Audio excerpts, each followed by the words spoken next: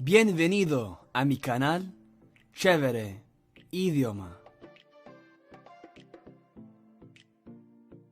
El castellano, la cultura y la historia de Guatemala.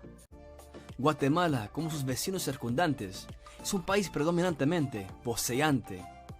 Voz es el pronombre predominante de la segunda persona del singular, utilizado por la mayoría de los hablantes en situaciones familiares o informales, para dirigirse a personas en un rango de edad similar. Los adultos también usan vos para dirigirse a los niños, pero los niños suelen dirigirse a los adultos con usted.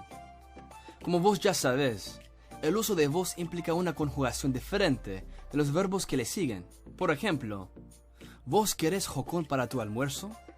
Que en tuteo sería, ¿tú quieres jocón para tu almuerzo?